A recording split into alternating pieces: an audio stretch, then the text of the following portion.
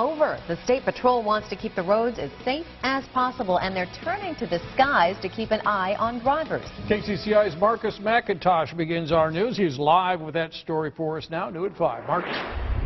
That's right, Kevin and Stacey. We're here near I-80 and 2nd Avenue, where you can see I-80 in the background. And the State Patrol says it is simple. The move-over law in effect for a few years is one motorists should give their full and undivided attention. Iowa State Patrol Sergeant Scott Bright says this is what can happen when motorists don't obey the move-over law. This close call in Johnson County left troopers shaken but uninjured. And what we're seeing is people, when they see emergency vehicles on the side of the roadway, people are not moving over or slowing down.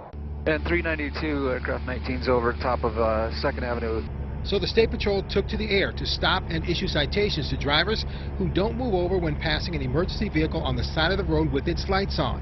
Sergeant Bright says if a driver can't get over, they must drop their speed below the speed limit. You'll be able to observe people down there on the roadway that are not moving over. So it didn't take long for a trooper to pull over a car for not moving over. It has even led troopers to change the way they approach vehicles that have been pulled over. When we walk up to a car now on the interstate, we usually walk up on the passenger side because vehicles are going so fast out there.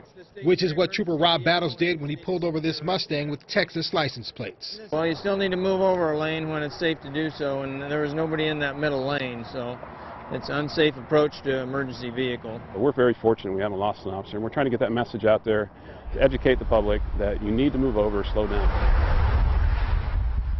The Iowa State Patrol is paying close attention, particularly to the I-35, I-80 Mixmaster area. Now, if you're pulled over and given a citation for not obeying the move-over law, it will set you back $195. So quite an expensive lesson for some people to learn, Kevin. All right, Marcus, thank you for that.